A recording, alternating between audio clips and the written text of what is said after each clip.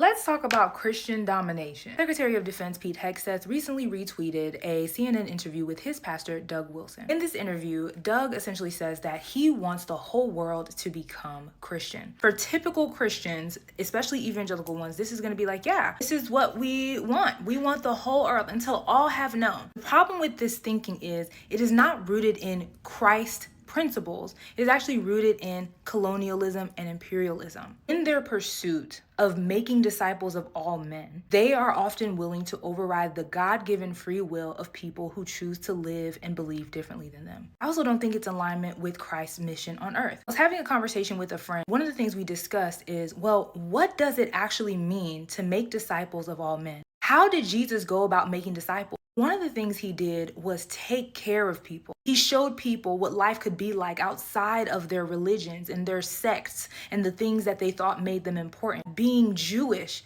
did not make them better than other people. But at the same time, he never asked them to let go of their identity. He never said, stop being Jewish and follow me. If anything, all he did was affirm, it's okay you believe these things, but make sure you do right by people. Was Jesus's intention for us to make disciples of all men by having them to completely override what they know, what they've been taught, their way of life, including the things that make them indigenous to where they're from in their cultures? Or was his intent for us to see God differently, for us to see God outside of the confines that religious orders have taught us? When we look at Jesus's ministry, it was filled with him doing. It was filled with him being and connecting with people, helping them to walk out of their suffering, to believe, to understand how much power they had in God, even when they felt far from him. He reminded them that the power of God lived inside of them. If we want Christian domination, are we not just repeating